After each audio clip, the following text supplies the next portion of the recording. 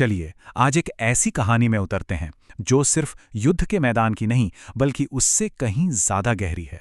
ये कहानी है अभिमन्यु की, एक ऐसे योद्धा की जिसका सबसे बड़ा सबक जन्म लेने से भी पहले शुरू हो चुका था। ये सिर्फ एक लाइन नहीं, ये इस पूरी कहानी का दिल है। ये कहानी इस तरह सुनाई गई है मानो एक माँ अपने अजन्मे बच्चे को सिखा रही हो कि असली ताकत शस्त्रों में नहीं, संस्कारों में होती है। और यहीं से गर्भ संस्कार का वो अद्भुत विचार सामने आता है, जहां एक माँ के एहसास, उसकी बातें बच्चे की आत्मा को गढ़ती हैं। तो हमारा पहला पड़ाव यही है, गर्भ के लिए एक पाठ। ये समझना कि कैसे एक अजन्मा बच्चा भी सुनता है, महसूस करता है और सीखता है अपनी माँ के जरिए। तो ये गर्भ संस्कार है क्या आखिर? देखिए, ये एक बहुत पुरानी और गहरी समझ है। इसका मानना है कि बच्चे का दिमागी और व्यावहारिक विकास गर्भ में ही शुरू हो जाता है। माँ की भावनाएं, उसकी सोच, उसकी आध्यात्मिक अवस्था, इन सब का सीधा असर बच्चे पर पड़ता है। ये सिर्फ एक शारीरिक जुड़ाव नहीं बल्कि एक रूहानी कनेक्शन है। अब देखिए, अभिमन्यु की कहानी की जड़ें उससे भी पहले उसके माता पिता अर्जुन और सुभद्रा के प्रण में थी। वहीं पर उसके भाग्य के पहले बीज बोए गए थे। कल्पना कीजिए, पवित्र नगरी द्वारका का दृश्य है। महान योद्धा अर्जुन वहां पहुंचते हैं और उनकी नजर सुभद्रा पर पड़ती है। अर्जुन ने उनमें सिर्फ सुंदरता नहीं देखी, नहीं, उन्होंने तो अपने आने वाले महान पुत्र की मां को देख लिया था। और यही बात अर्जुन और सुभद्रा के रिश्ते को बहुत खास बनाती है।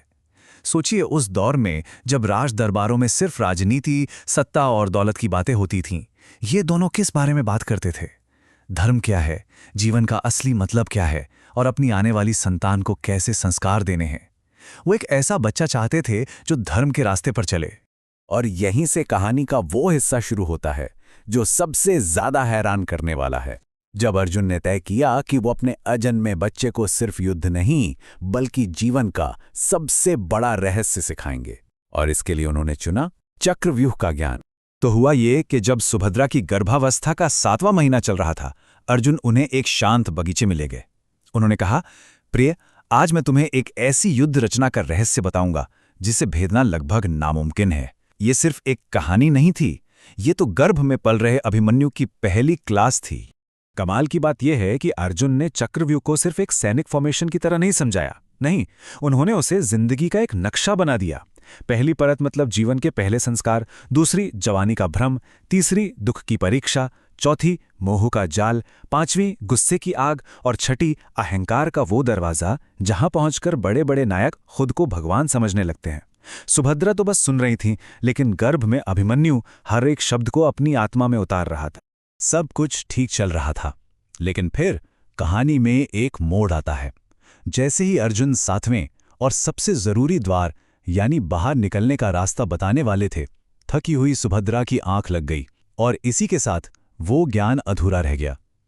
अभिमन्यु ने अंदर जाना तो सीख लिया, पर बाहर निकलना नहीं सीख पाया। जब भगवान कृष्ण को यह पता चला तो वो बस मुस्कुरा दिए, और उन्होंने जो कहा उसमें एक बहुत गहरा राज छिपा है। उन्होंने कहा कि ये बच्चा जितना सुन चुका है उतना ही युगों के लिए काफी है। क्यों? क्योंकि असली ज्ञान सिर्फ शब्दों से नहीं बल्कि एहसास से, भाव से आत्मा में उतरता है, और वो भाव तो अभिमन्यु तक पहुंच चुका था। तो सवाल ये उठता है कि गर्भ में सुने गए उस अधूरे पाठ का आखिर असर क्या हुआ? अब हम देखेंगे कि वो जन्म से पहले की शिक्षा अभिमन्यु की जिंदगी में कैसे दिखाई दी। अभिमन्यु के बचपन की कुछ बातें तो वाकई चौंकाने वाली हैं। सिर्फ 3 साल की उम्र में वो किसी मंझे हुए योद्धा की तरह खिलौना तलवार चलाते थे। 4 साल की उम्र में वो घंटों गहरे ध्यान में बैठे रहते थे, और 5 साल की उम्र में तो उन्होंने अपनी माँ को बताया कि उन्हें याद है कि गर्भ में श्री कृष्ण ने उनसे बात की थी। जरा सोचिए। और ये सिलसिला सिर्फ घर तक ही सीमित नहीं था। जब वो गुरुकुल गए तो वहां तो मानो कमाल ही हो गया। गुरु जो भी सिखाते, ऐसा लगता कि अभिमन्यु को वो पहले से ही पता है। वो युद्ध की कलाएं और शास्त्रों के गहरे मतलब पल भर में समझ जाते थे। उनके गुरु भी हैरान थे। वो कहते थे कि ये बालक सीखने नहीं बल्कि याद करने आया है, और उसका मकसद कभी सिर्फ जीतना नहीं था बल्कि हमेशा धर्म की रक्षा करना था। और अब कहानी उस मुकाम पर पहुंचती है जहां उस अधूरे ज्ञान को, उस गर्भ में मिले पाठ को अपनी सबसे बड़ी कसौटी पर खरा उतरना था, कुरुक्षेत्र के युद्ध के मैदान पर। सोचिए जरा, कुरुक्षेत्र का मैदान है, कौरवों ने अभेद्य चक्रव्यूह रच दिया है और एक साजिश के तहत अर्जुन को युद्ध के मैदान से कहीं दूर ले जाया गया है। पांडव सेना के सामने निश्चित हार खड़ी है। किसी को नहीं पता कि इस चक्रव्यूह में कैसे घुसें। और ठीक उसी पल एक किशोर आवाज गूंजती है, अभिमन्यु की। वो कहते हैं, मैं अंदर जाना जानता हूं। यह रहस्य मैंने अपनी मां के गर्भ में सुना था।